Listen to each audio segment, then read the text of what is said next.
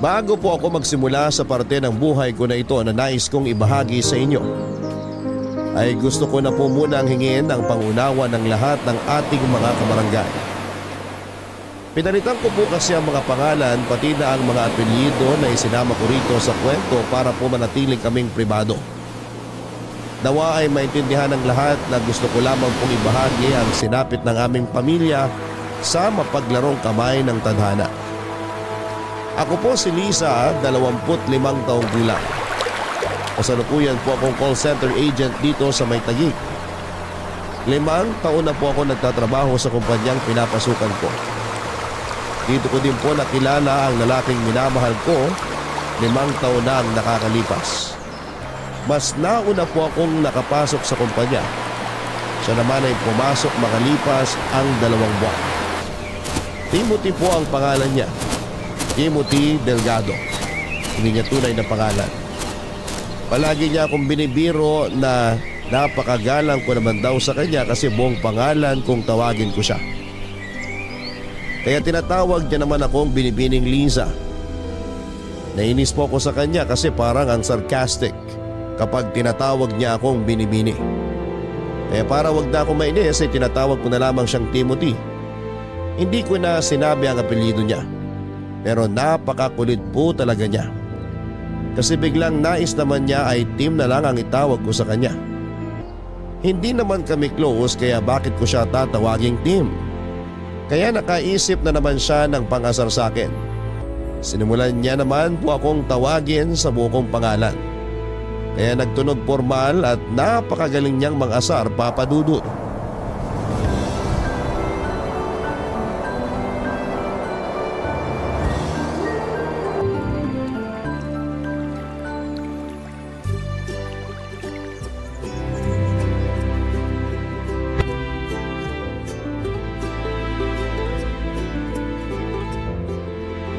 Sinabing hindi mo na ako kailangan tawaging binibini at hindi mo ako kailangang tawagin sa buo kong pangalan.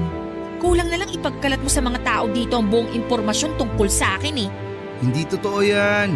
Hindi ko naman sinasabi ang birthday mo ah. Pilosopo ka talaga. Bakit? Kailan ba ang birthday mo? Sa January Lakas mo talagang mga asal, no? Tsaka na nga, umanap ka na ng kausap mo. Sandali lang. Ito naman hindi na mabiro. Sinabing hindi tayo magkabiruan. Close ba tayo? Tawagin mo na lang akong Tim. Hindi na kita kukulitin. Sige na. Please. Oo na, kulit mo. Anong oo na?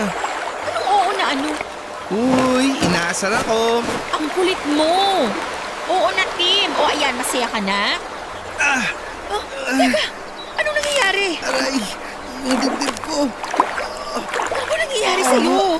Bakit ka nangangiti? Ang puso ko. Masakit ba? Halika, pumasok tayo sa loob ng building. Dadalhin kita sa klinik. Nawawala ang puso ko.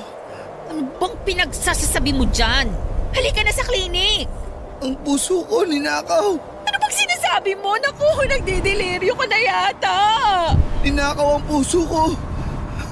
Ninakaw mo. Ano? Ikaw ang lakas mo talagang mang-inis. Kaya ayaw kitang kausapin eh. Lumayo ka nga sa akin. Uy, bakit mo naman ako binatawan? Muntik tuloy akong matapilok. Bigat na ako sa pag-alalay sa'yo. Naglolo ko ka lang pala. Aalis na ako. Bahala ka sa buhay mo dyan. Sandali! Ito naman hindi na mabiro. Natuwa lang ako at sa wakas tinawag mo akong Tim.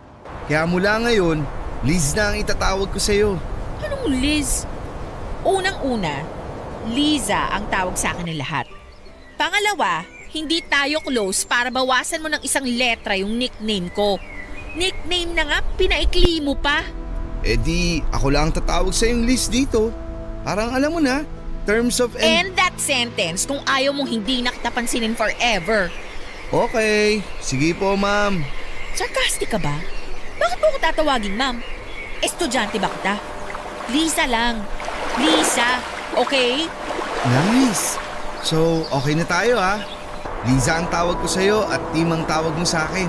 Tara, Anong tara? Uuwi na ako, no? sakto! Hatid na kita. Oh, huwag ka nang umindi. May dala akong sasakyan. Para di ka na mahirapan sa biyahe. Doon lang ako nakapark. Lakad pa tayo ng konti. Uy, huwag kang mag-alala. Mabuti naman akong tao. Alam mo naman yun, di ba? Yun lang yung sasakyan ko, oh. Tara na. Kulit mo! Tara na nga. Gusto mo kain muna tayo sa labas? Gusto mong iwan kita dito? O sige, saka na tayo kumain sa labas. Busog pa naman ako eh. Oh, nasa na yung sasakyan mo? Ayan, Motor? Papadudot din naman po sa minamalit ko ang motor at mga nagbomotor.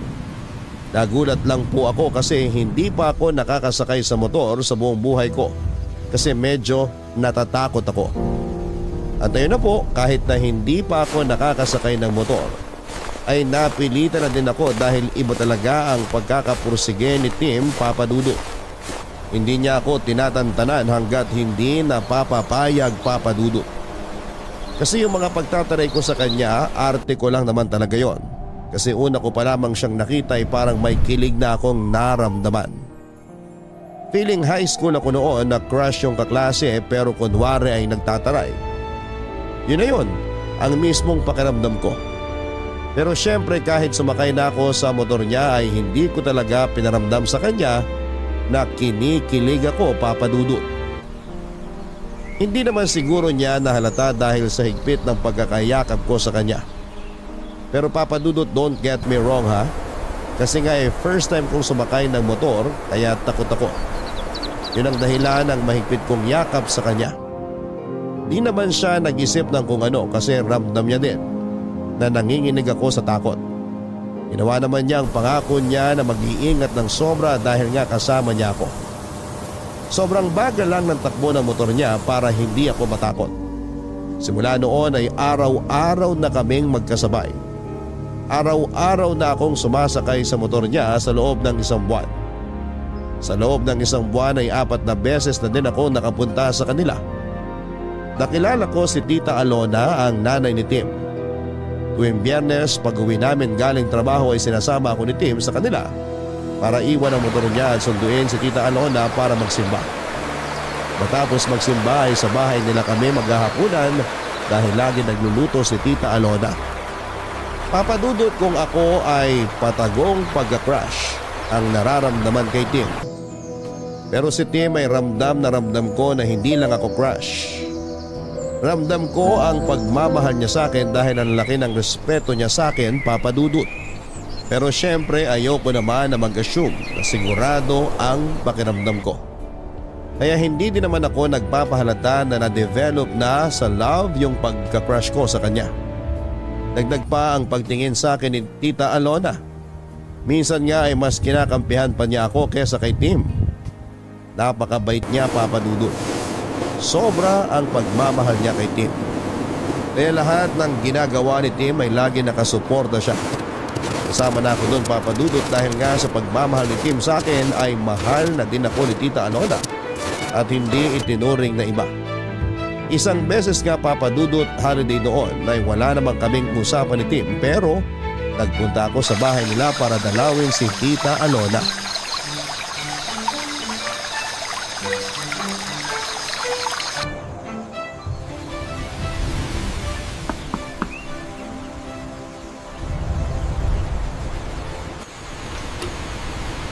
Tita, magandang tanghali po. Ay, Lisa, halika tuloy ka. Si Tim lumabas lang, may bibiling daw. Sandali lang yon. Halika muna. Okay lang po, kayo naman talaga ang dinalaw ko. Eto po, may dala kong cookies. Sugar-free po yan.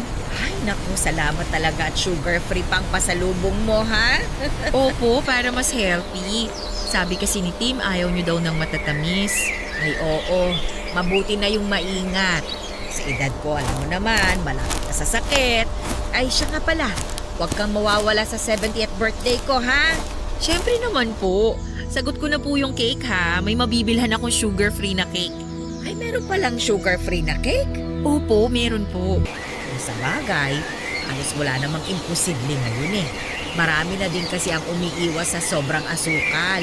Yung iba nga ang dahilan, hindi sa kalusugan, kundi sa bulsa. Mahal na daw kasi ang asukal. Pero teka, anong lasa ng sugar-free na cake? Masarap naman po, tita. May tamis pa rin pero natural lang. Dapat tayong dalawa lang ang matamis dito sa bahay. Uy, nakakahiya kay tita. Hindi nakakahiya kay nanay yun, no? Ay oo, alam ko naman na mahal mo ang anak ko. Kaya huwag ka nang mahihiya sa akin. Oh, kita mo na? Ito talaga? Sandali, ano yan? Bakit butas yung laylayan ng pantalon mo, ha? Sumabit ako sa nakalawit na bakal dun sa may ginagawang kalye. Hindi ko napansin eh. Muntik na nga ako ma-off balance, buti na lang nakapreno ako. Ano ba yan? Bakit ba hindi nila i-check kung maayos ba ang paligid ng ginagawa nila? Nireport ko na, Nay. Sinabi ko sa kanila, kaya ayun, inalis nila agad. Tapos tiningnan kung may mga nakausli pa. Napakadelikado nun, ah. Okay ka lang ba? Uy, worried. Umayos ka nga, hindi biro yan. Paano kung merong nangyari sa'yo? Ay, Kapikon, sorry po. Totoo naman ang sinasabi ni Liza, anak. Napakadelikado nun. Ay nako, nagkampiyan na sila. Dapat lang, naiinis ako sa'yo. Muntik na nga ako maaksidente, naiinis ka pa sa akin. Sige ka, pag nawala ako, iiyak ka. Hindi magandang biro yan, ah. Anak, ayoko din ang biro mo, ha? Oh, umalma na kayo. Buti pa, kumain na tayo nitong dala ni Lisa. Sandali lang at aayusin ko, ha? Huy, biro lang yung sinabi ko na mawawala ako. Hindi nga magandang biro yun. Sorry na, wala namang nangyayari sa akin eh. Wala nga, paano kung meron? Nag-iingat naman ako. Pangako, mas mag-iingat pa ako lalo. Iisipin ko na lagi kang nakasakay sa motor ko para lagi ako mag-iingat sa pagmamaneho. Oh, ngiti ka na. Ito ba nasugatan? Hindi, napunit lang tong pantalon ko. Kayang-kaya kong tahiin tong punit. Ako na magtatahi, hubarin mo na. Ha? Oo ba rin?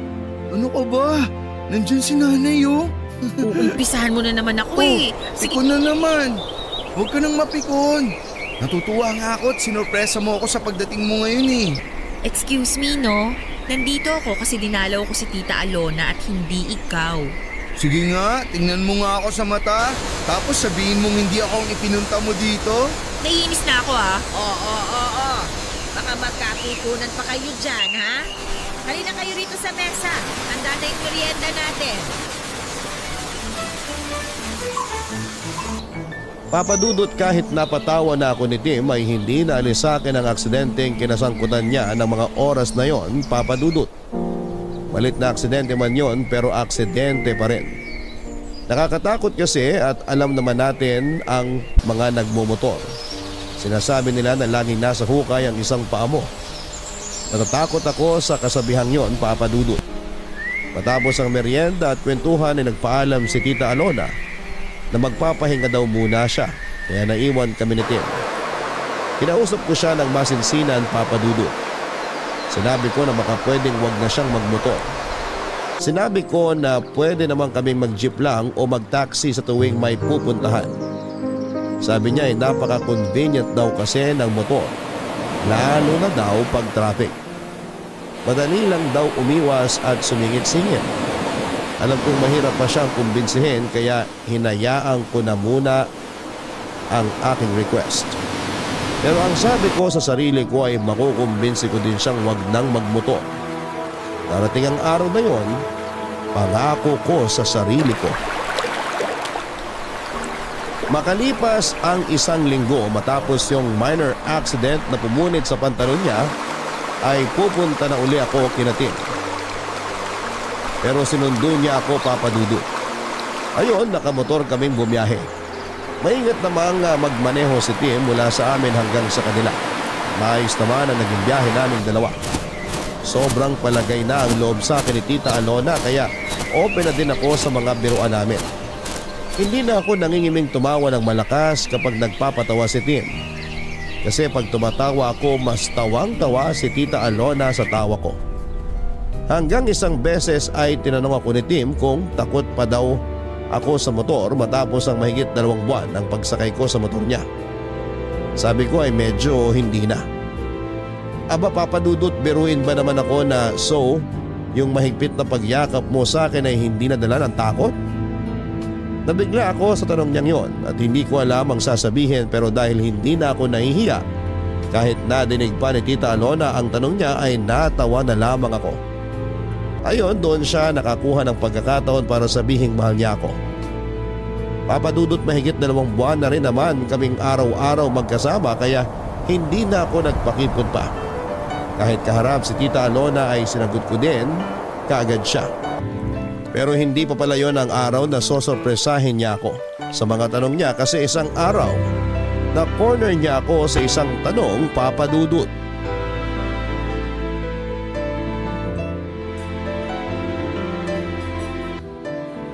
Ano to? Papatikin mo sa akin lahat yung nasa menu nila? Pero masarap naman ang pagkain nila dito, di ba? Masarap nga pero bakit ang dami mong in-order? Ang hirap tuloy magpigil ng kain. Teka nga, ano bang okasyon? Mamaya ako na sasabihin. Hintayin muna natin si nanay. Ano? Dadating si tita tapos pinakain mo na ako? Ano ka ba, nakakahiya? Dapat hinintay muna natin siya. Sabi niya kasi mauna na tayong kumain. Kasi baka medyo matagalan siya ng dating. May naasikaso pa raw siya eh. Pero parating na yun. Basta hihintayin ko muna si tita. Mamaya ako na itutuloy yung pagkain. Ayun na pala si nanay. Sabi sa'yo, parating na siya eh. Mano po, Nay? Magandang tanghali po. Mano po? Ay, kaawaan kayo ng Diyos. Ako, pasensya na kayo ha. Kanina pa talaga ako tapos din sa inisikaso ko. Yung traffic ang nagpatagal sa akin. Napagod ako. Sabi sa inyo eh. Bibilang ko na kayo ng sarili niyong motor para kahit traffic, pwede kayong dumaan sa mga masisikip na daan. Tigilan mo nga ako. Unang-una, sa edad kong ito, pagmomotorin mo ako? Oh, ayaw niyo nun, Nay. Ang angas ng dating niyo pag nakamotor. Ito talaga, tigilan mo na nga si tita. Ay naku, laging ganyan yan, iha. Dati nga sabi ba naman, bibilihan niya raw ako ng leather jacket para daw magmukha akong action star, para daw walang mambasto sa akin. Aba, sabihin na natin na mukha akong nakakatakot. Pero hindi ba mas mukha akong tanga at naka-leather jacket ako sa init ng panahon? Uy, huwag mong pigilan yan. Baka kabagan ka. Tita, ayoko pong tumawa. Ay iha, wag ka nang mahiya. Nakakatawa naman talaga eh. Hindi lang ako makatawa kasi nanunuyo itong lalamunan ko. Inumpo muna kayo. Ito po, tita, oh. Ay, salamat iha. Ayan. Ay, salamat naman at hindi natuyo ang lalamunan ko. Pwede na tayong tumawa. Ano nga ba yung tinatawanan natin? Yung tungkol po sa mukha kayong action star na naka-leather jacket sa ilalim ng mainit na araw. Sorry po. Itong anak ko na ito talaga, hindi na makabiro. Ayan ha, sinasanay ko na ang sarili ko ha. Anak, sige, sabihin mo na. Sabihin ng alin po. Liza, matagal na din naman tayong magkarelasyon. Siguro naman, pwede na tayong magpakasal. Okay ka lang? Tinatanggap mo ba ang proposal ko? Ha? Nabigla naman ako sa sinabi mo. Kung hindi ka pa handa, maiintindihan ko. Maghihintay ako. Ay, wala akong sinasabing ganyan. Siyempre, payag na payag ako. Ay, nako. Salamat naman sa Diyos. Pero iha, siyempre kailangan pa din namin na hingin ang kamay mo sa iyong mga magulang. Kailan ba pwede? Kung kailan po kayo pwede, tita? Ano bang tita? Nanay na ang itatawag mo sa akin. Opo. Nanay? Yun! Ang sarap pakinggan! Huwag kang ngang maingay, nakakahiya sa ibang mga tao. Bakit ba? Masaya ako eh. Mga kaibigan, ito po si Liza, girlfriend ko. Pumayag na po siya na magpakasal kami.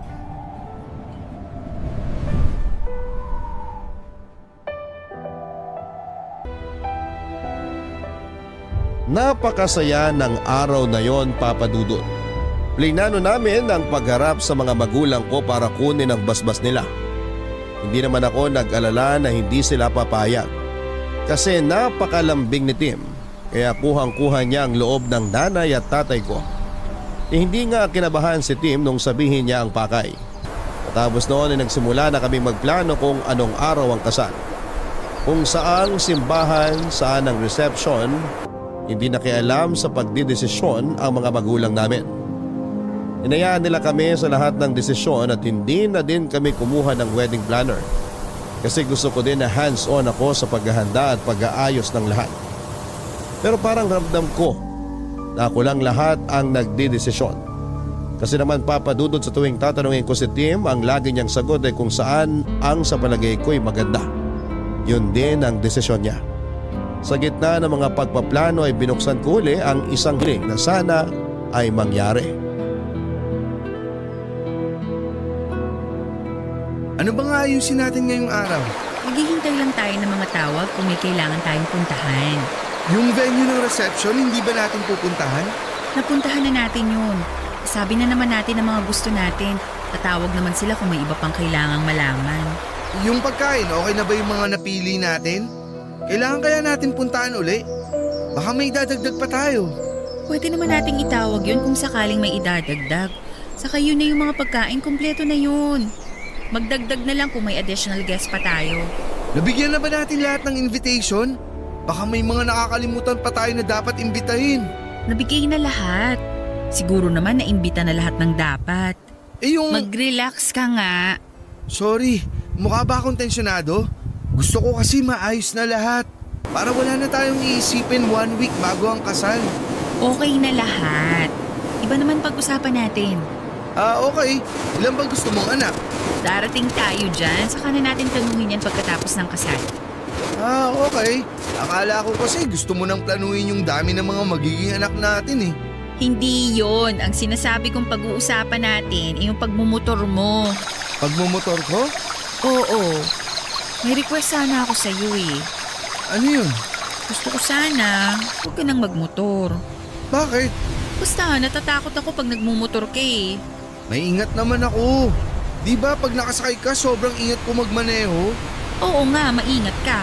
Pero paano kung yung mga kasabay mo sa kalsada ang hindi maingat? Kung yan ang gusto mo, sige. Pero pwede ba hanggang matapos na lang natin ang pagpaplano sa kasal? Hindi mo pwedeng simulan na ngayon? Tapusin na lang muna natin ang pagpaplano para mas madali tayong nakakapunta sa mga dapat puntahan. Pagkatapos nun, stop na ako. Sakto, si parang Bimbo gustong bumili ng motor. Pang-deliver lang daw dun sa subdivision nila.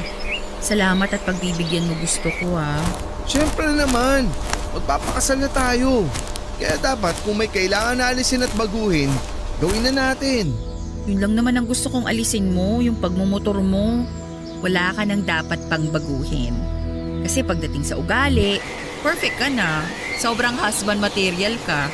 At soon, perfect padre de pamilya na. Sabi nang antayin muna nating matapos yung kasal eh. O sige, sa huling araw ng pagbumotor ko, doon na natin pag-usapan ng plano kung gaano karami magiging anak natin ha. Ikaw talaga lagi kang may sagot. Oo na nga. Yun!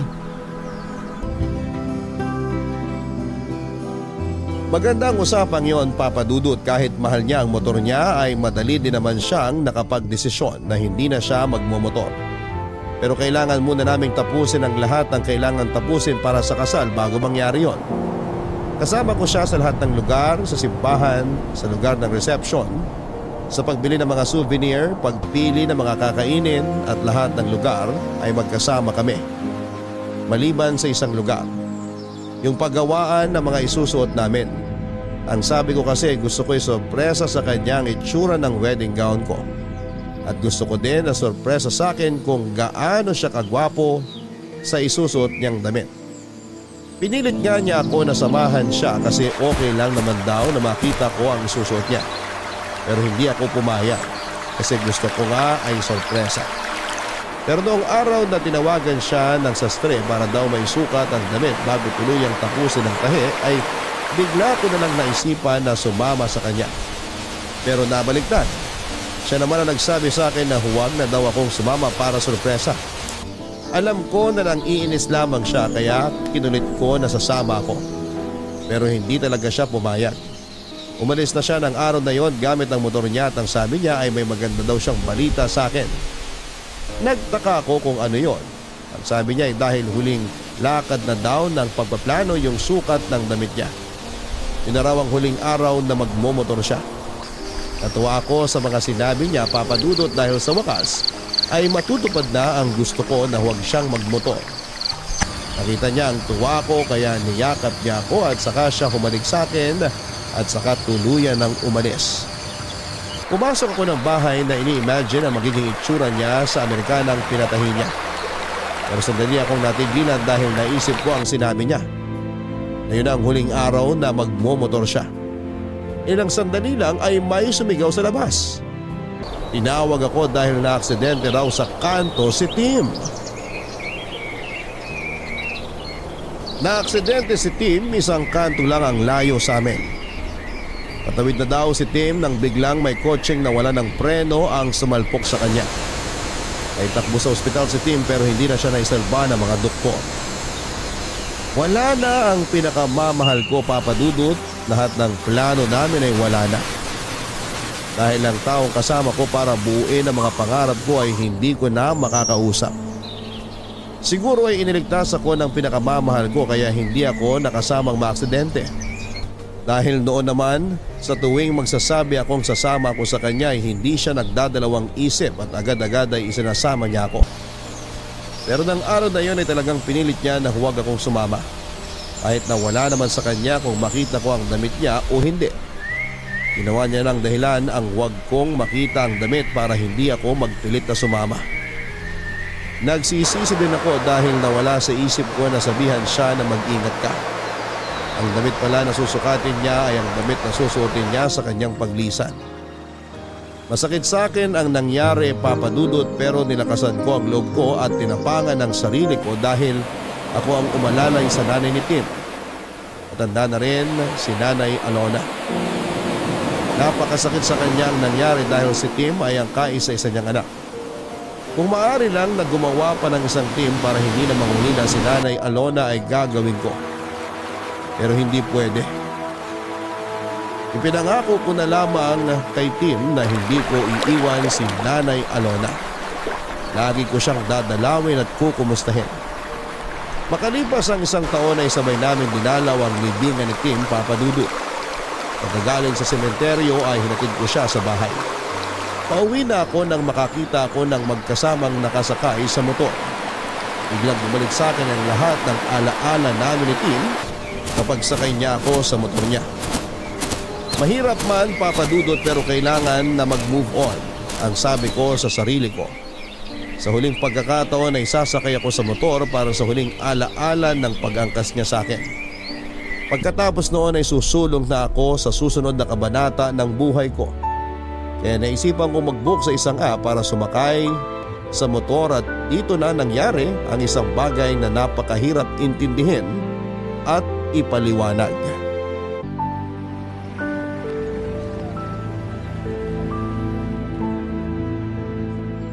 Anak, hindi mo naman ako kailangang ihatid pa.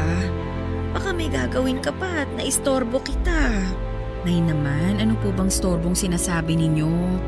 Gusto ko po itong ginagawa ko. Alam niyo naman kung gaano kayo kaimportante sa akin eh.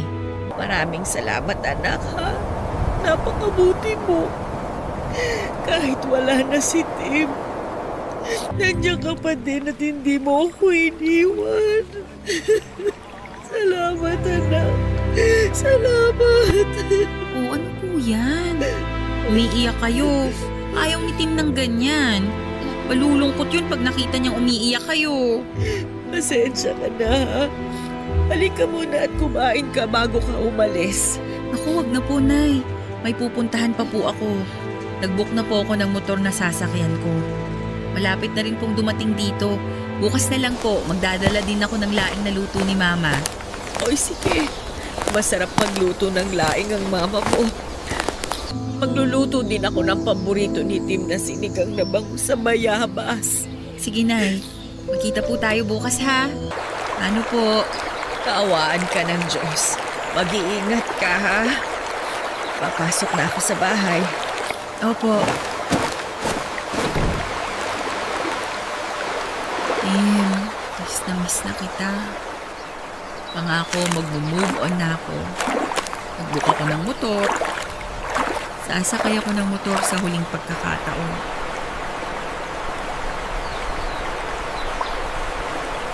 Ma'am Liza? Kayo po ba si Ma'am Liza? Ma'am, okay lang po ba kayo? Ha? Oo. Pasensya na. Nagulat lang ako sa boses mo. May kaboses ka kasi eh.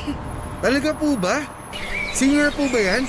Kasi marami pong nagsasabi maganda raw ang boses ko pag kumakanta eh. Palabiro ka pala. Hindi singer ang kaboses mo. Kaboses mo yung... Hayaan mo na nga. Tara na. Ay sandali, wala po pala kayong sariling helmet. Pasensya na, di ko agad nailabas yung helmet na para sa pasahero. May iba po kasing pasahero may dalang helmet. Eto po ma'am. Malinis na po yan. Lagi ko pong ini-spray ng alcohol. Pero isprayan ko po ulit sandali ng alcohol bago niyo isuot. Ayan. Ma'am, pwede niyo na pong isuot. Salamat.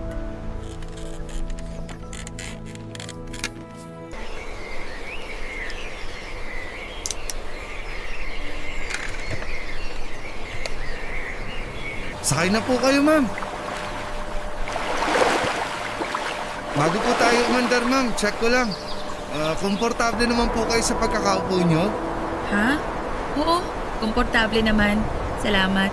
Don't worry ma'am, iatid ko kayo ng safe and sound. Maingat po ako, lalong-lalo na kung may sakay. Naalala ko yung boyfriend ko sa'yo. Napakaingat nun sa pagmamaneho ng motor. Pero yung bumangga sa kanya hindi nag-ingat eh. Ay, opo, may mga ganyan po talaga. Nakakainis yung mga kamote na yan. Kamusta na po si sir? Wala na siya. 1 taon na siyang wala. Babang luksa niya ngayon.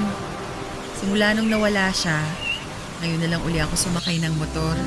Ay, sorry po ma'am. Okay lang. 1 taon na din naman. Kailangan ko nang sumulong sa buhay ko. Sobrang bait po siguro ni sir, no? Oo. Alam mo ba, siya yung kaboses mo. Nakakatakot naman kayo ma'am. Ay, pasensya na. Hindi ko gusto na takutin ka. Sobrang nagulat lang kasi ako kanina nung tinawag mo ako sa pangalan ko eh.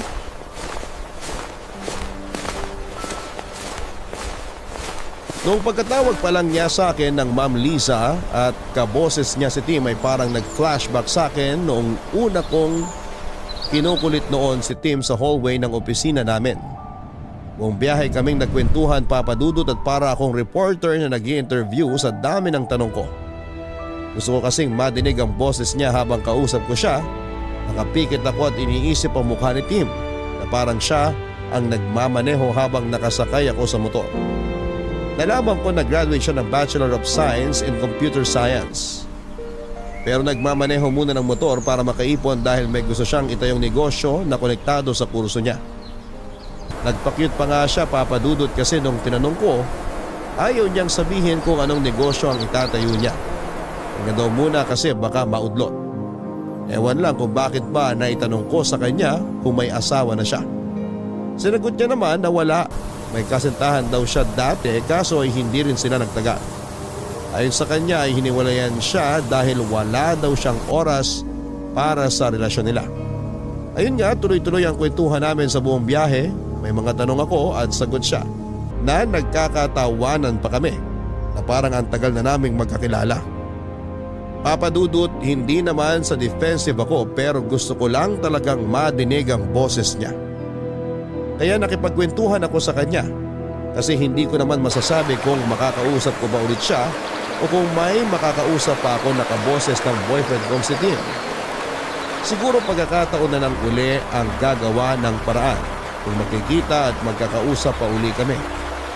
Malapit na akong buwaba at halos lahat na itanong ko na sa kanya maliban sa pinaka-importante, ang kanyang pangalan.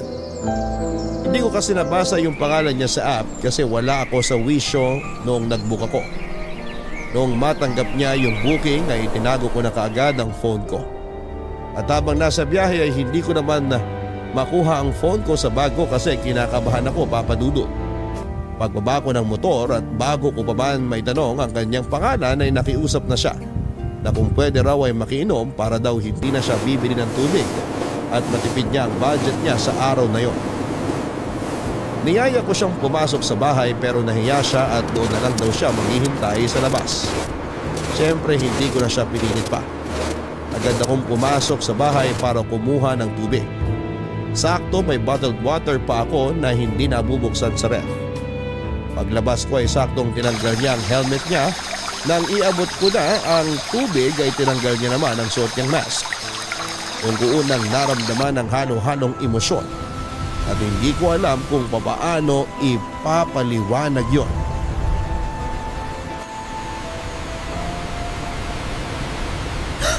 Tim? Ma'am, Timothy? ako nga po. Uy, ma'am! Ma'am, ano nangyari? Ma'am, gumising kayo! Ma'am! Ma'am, okay lang kayo? Ano nangyari? Bakit kayo naimatay? May masakit po ba sa inyo? Ma'am, ano po bang nangyari? Ano pong ginawa ko? Ma'am, relax lang po kayo ha. Eto po, uminom muna kayo ng tubig.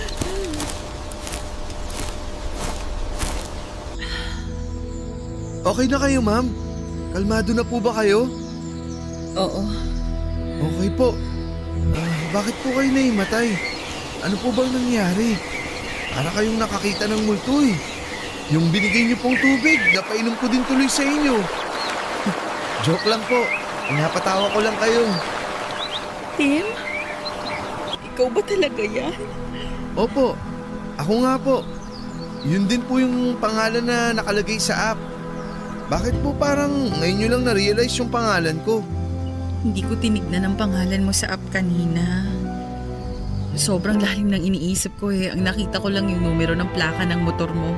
Eh bakit po gulat na gulat kayo na Timothy ang pangalan ko? Paano nyo rin po nalaman na Tim ang nickname ko? Ay, huwag nyo na pong sagutin yung huling tanong. Obvious naman po kasi na kaya Tim dahil Timothy ako. Pasensya na po kayo ha. Pinapatawa ko lang kayo para ma-relax kayo. Tim, naguguluhan na ako. Mas naguguluhan ako, ma'am. Ano po bang nangyayari? Hindi mo ba talaga ako kilala? Hindi po. Ngayon ko lang po kayo naisakay. Timothy Delgado? Ano po? Ikaw si Timothy Delgado. Hindi po. Timothy Garcia po ako. Nakakatakot naman kayo, ma'am. Napagkamalan niyo ako yung kakilala niyong Timothy. First time niyo lang po bang nakadinig na may kapangalan? Joke lang po. Hindi yan sa pangalan eh. Hindi ko alam kung paano ko ipapaliwanag sa'yo. Sige po, ma'am. Makikinig po ako. Pwede ba magsamahan mo ko pabalik kung saan mo ko sinakay? Okay lang po sana, ma'am. Kaso, may schedule pa po ako ngayon eh. Baka malate po ako ron. Nagdadrive din po ako ng rent-a-car. May ihatid po ako sa Pampanga. 5 PM po yun, kaso may nakuha pa po akong isang pasahero sa motor bago ako umuwi. Pasensya na, ma'am ha. Hindi po sa nagdadahilan ako. Alam ko na. Kunin ko na lang po ang number nyo. Kontakin ko po kayo bukas pagbalik ko dito sa Maynila. Ito yung number ko. Pasensya na, pakopya na lang dyan sa cellphone. Hindi ko na maalala ang number ko, naguguluhan ako. Opo, ma'am. Ang gulo po talaga. Kung wala lang po akong gagawin ngayon sana sinamahan ko na kayo. Pasensya ka na ha. Mahirap ipaliwanag eh. Pero may tao na pwedeng maglinaw ng lahat. Sige po, ma'am. Ito na po ang cellphone nyo. Nakuha ko na po ang number nyo. Sinave ko na din po ang number ko sa phone nyo. Ma'am, nakatulala po kayo. Pasensya ka na. Huwag ka sanang mawirdohan sa akin ha. Actually, mas lalo ako naging interesado kung ano yung gusto nyong sabihin eh. Paano, ma'am? Kailangan ko na pong pick upin yung pasahero ko. Sige po, ma'am Liza. Lisa na lang please. Lisa na lang ha. Tanggalin mo na din yung po. Okay. Sige, alis na ako. Mag-iingat ka. Salamat. Bye, Liz.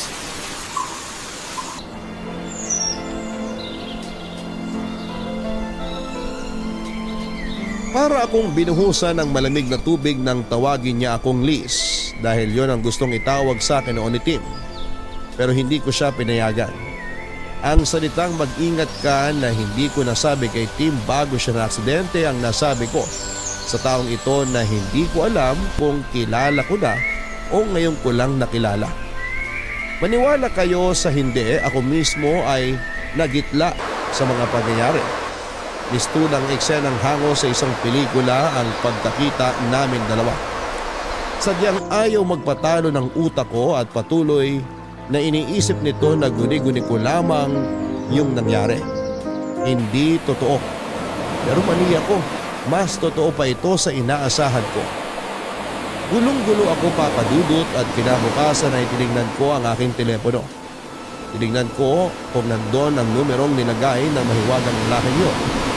Nandun nga, Papa Dudut. Ibig sabihin ay hindi pa naginip ang nangyari. Nahihiya akong tumawag kaya nag-text na lamang ako. Kinumusta ko siya at hinintay ko ang sagot niya. Pero hindi ito sumagot kaagad at ilang sandali ay biglang tumunog ang cellphone ko. Nag-reply na pala siya sa text. Humingi siya ng pasensya na natagalan siyang sumagot kasi kauuwi niya lang. Willing daw ito na pumunta kung papupuntahin ko. Kaya binigay ko ang address ni Nanay Alona at sinabing magkita kami doon ng tanghali. Matapos kong mag-ayos ay pinuntahan ko na si Nanay Alona. Nung una ay inalo ko muna siya at kinumusta saka ko tinanong kung may kapatid nga ba si Tim. Ganoon na lamang ang pagkabigla ni Nanay Alona sa tanong ko. Napaluha siya at ikinuwento sa akin ng isang lihim na ayaw na sana niyang maalala. Hindi na nakilala ni Tim ang kanyang ama dahil noong nagbuntis si Nanay Alona ay madalas na ang pagtatalo nila. Sa isang probinsya sa Visayas nakatira noon si Nanay Alona, ang kanyang pag-aasawa ay isang arranged marriage. Kaya hindi maganda ang pagsasama nila. Pinantaan siya nito na matapos niyang ipanganak ang ipinagbubuntis ay kukunin niya ito at ilalayo. Pero bago pa man nakapanganak si Nanay Alona ay naghiwalay na sila hanggang dumating ang araw ng kanyang panganganak. Sa bahay siya nagsilang sa tulong ng kanyang kapatid at laking gulat ng kapatid niya nang makitang may isa pang sanggol. Kambalang pinanganak ni Nanay Alona. Napakasaya ni Nanay Alona at pinangalanan niya ang kambal na Timothy at Tomas. Hindi na nagparamdam ang kanyang asawa at naging maayos naman ang buhay ng mag-iina. Napabinyagan niya ang mga bata, malulusog ang mga ito. Ang unang taon ng kaarawan nila ay abala si Nanay Alona at kapatid niya sa paghahanda. Ang kapatid ni Nanay Alona ang gumagawa ng mga ginupit na letra para indikit sa pader. Nakadigit ang maligayang kaarawan Timothy at kulang pa ang mga nagawa kaya kasalukuyan niyang ginugupit ang ilang pang letra. Nabubuo naman ng salitang at Tomas. Nagutusan ni Nanay Alona ang kapatid na bumili ng gulay dahil kinulang ang sahog para sa pansit. Umalis ang kapatid bitbit si Timothy para pumunta sa palengke. Naiwan sa bahay sina Nanay Alona at Tomas. Nasa kuna si Tomas sa may sala ng balikan ni Nanay Alona ang niluluto. Nung biglang dumating ang asawa niya. Kinuha nito ang bata at itinakas. Sa bilis ng mga pangyayari ay hindi na malaya ni Nanay Alona na nakuha na pala si Tomas sa kuna.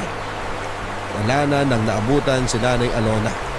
Naguluhan siya at pilit na inintindihan nangyari kung paanong biglang nawala si Tomas sa kuna. Hinanap ni Nanay Alona si Tomas at sinubukan niyang lumabas ng bahay nang dumating ang isang nagmamadaling kapitbahay upang sabihin na kinuha ng dating asawa ang anak niya. Nadurog ang puso ni Nanay Alona ng panahon na yon.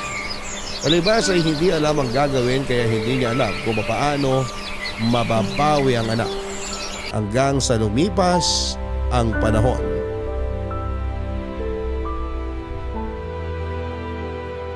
Ilang taon kong dinamdam ang pangyayaring yon. Bakit mo ba biglang naitanong yan? Nay, may nakilala po ako. Kamukhang kamukha ni Tim. Hindi ako makapaniwala nung makaharap ko siya. Akala ko nagmumulto si Tim pero kausap ko siya at nahawakan ko. Diyos ko! Nay, uminahon kayo.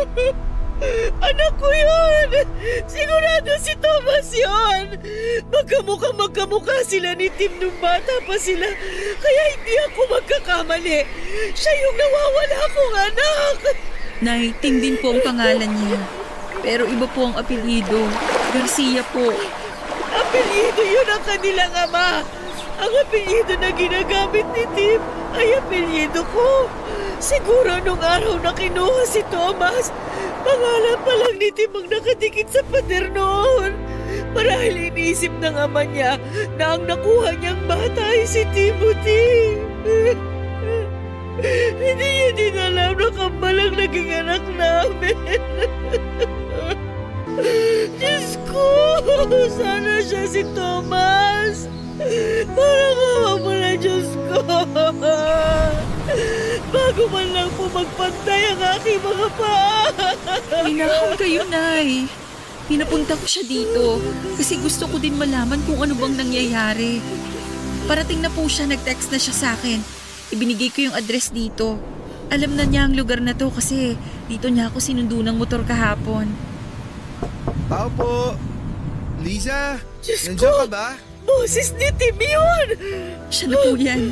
Nay, huminahon kayo ha. Papapasukin ko lang siya. Magandang tanghali, Liza. Tuloy ka.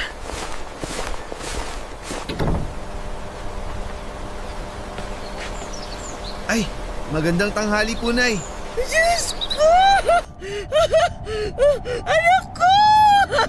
Po? Anak! Ako ang nanay mo! Kinuha ka sa akin ng tatay mo noong 1 taon ka pa lang! Ano po? Ikaw si Thomas! Kakambal mo si Timothy! Thomas ang totoo mong pangalan, anak!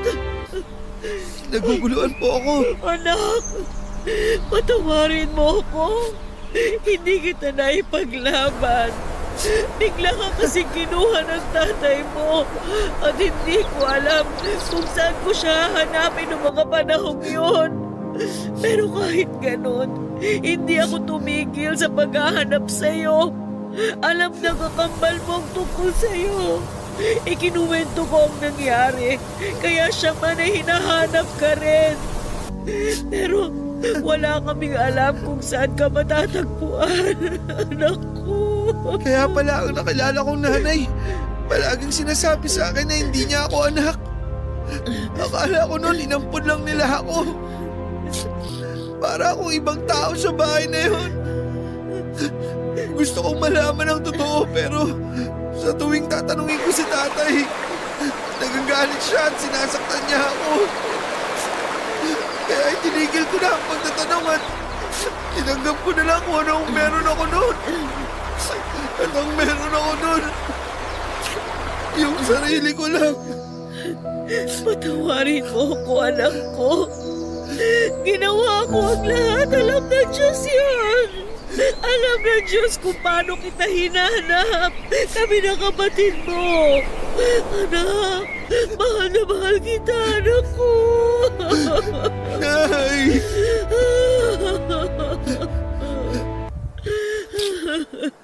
Salamat, Liza. Salamat din at pinigyan mo ako ng dahilan para makausad. Ano ibig mong sabihin?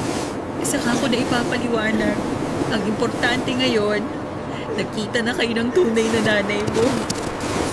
Nasaan na pala ang kapatid ko? Anak, wala na siya. Naaksidente siya sa motor nung 1 taon. Po? Ay, oo nga pala. Nakalimutan ko. Nabanggit nga po pala yun ni Liza nung una kami nagkita. Huwag ka nang malungkot. Siguro, masaya na siya ngayon kasi nakita na kita sa wakas. Bukas kung wala kang gagawin, puntahan natin yung puntod niya. Sige, gusto kong pumunta doon. Salamat, Liza. Hindi na ako sasama bukas, ha? Magluluto ako ng pansit. Yun ang handa ninyo nung unang kaarawan nyo. Pero hindi mo na natikman. Gusto kong lutuin uli ang pansit na yun. Bilang muli natin pagsasama-sama. Dahil nabuhay muli ang kapatid mo dahil sa'yo. Hindi lang ikaw ang bumalik sa akin, anak. Pati si Timothy.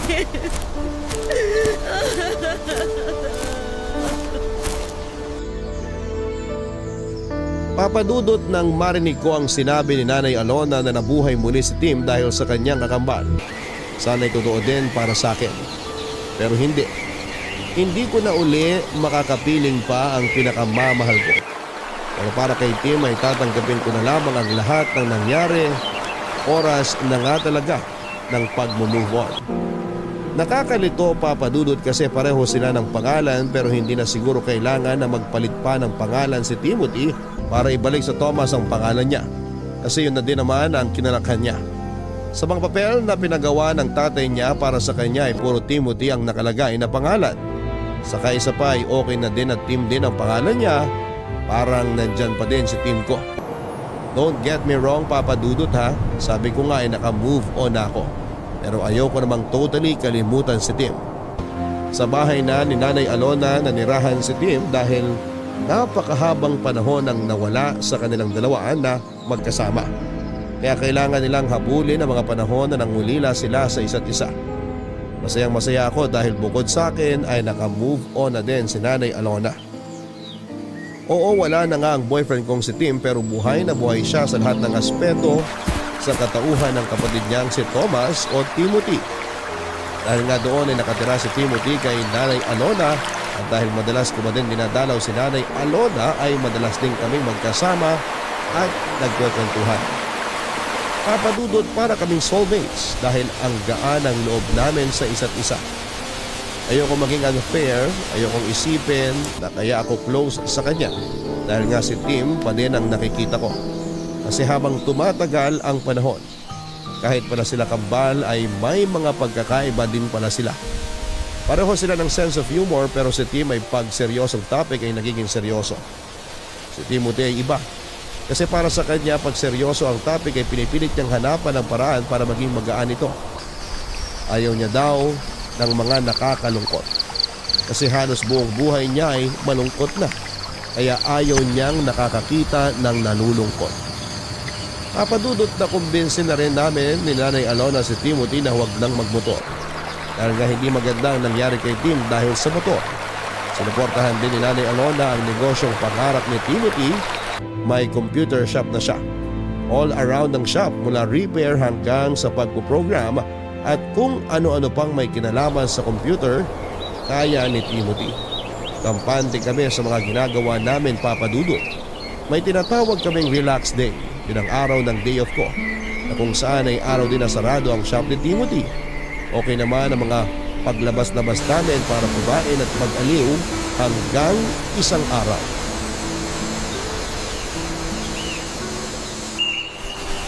Bakit pa paborito mong pumunta sa park na to? Alam mo, sa totoo lang, hindi ko rin alam. Baka naman may naaalala ka kapag nagpupunta ka dito. Wala naman. Para kasing napapanatag yung utak ko pag nandito ako. So nagpupunta ka dito mag-isa? Hindi. Ayoko namang isipin ng mga taong nakakita sa akin na loner ako. Sino kasama mo? Iba-iba, mga kaibigan ko. Alam mo bang si Tim? Yung kakambal mong si Tim, gustong gusto ring pumupunta sa park na to. Talaga? Bakit ganun? Anong bakit ganun? Ang liit lang naman itong park. Kung nagpupunta siya dito noon pa, bakit di kami nagkita kahit minsan? Magwaga talaga ang buhay eh. Siguro nga. Ikaw ba ang lagi niyang kasama dito? Minsan, pero di gaya mo, kaya niyang tumambay dito mag-isa. Mag-isa siya dito pag nagkakasamaan kami ng loob. Pagkagaling dito, makikipagkita na siya sa akin. Tapos, ang saya na niya at patatawanin na naman ako. Weak ako, kaya ayun. Natatawa na lang ako tapos okay na kami. Napakabait pala ng kambal ko. Alam mo ba, mula nung nalaman kong may kakambal ako, at alam ko din na hindi ko na siya mayayakap, alam mo ang ginagawa ko? Tumitingin ako sa salamin tapos niyayakap ko ang sarili ko. Ang weird pero ang cute. Alam mo ba, sa totoo lang, sa tuwing ginagawa ko yun, parang nararamdaman ko din na niyayakap niya ako. Pero, sinong mas gwapo sa amin ni Tim? Kahit magkamukhang magkamukha kayo, kung ako ang tatanungin kung sino ang mas gwapo, siya. Hindi naman ako magtatampo dun. Kasi dahil kambal kami, kaya pakiramdam ko ako rin yung sinasabihan mong gwapo. Wala talagang ligtas sa'yo, no? Parehong-pareho kayo. Lahat ng hirit ng iba, lagi kayong may sagot. Speaking of sagot, dahil sinagot mo ang lunch kanina, sagot ko naman ang merienda ngayon. Kaya diyan ka lang, may bibilin ako. Yung sikat na Siopaw at pork siomay dun, oh. Sandali lang, ha. Aba, bilisan mo. Baka ako naman ang pag-isipan ng mga tao na loner. Mabilis lang ako. Luto naman na yun eh. Sandali lang, babalik ako agad.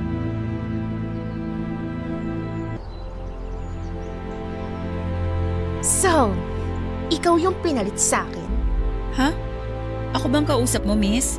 Di pa ba obvious? Sa'yo ko nakatingin, diba? Natakot ako bigla eh. Baka kasi may nakikita ka na hindi ko nakikita. Pilosopo ka. Yan ba napulot mo kay Tim? Sandali, miss ha? Kasi medyo nakakagulat ka. Bigla ka nalang nagsasalita dyan.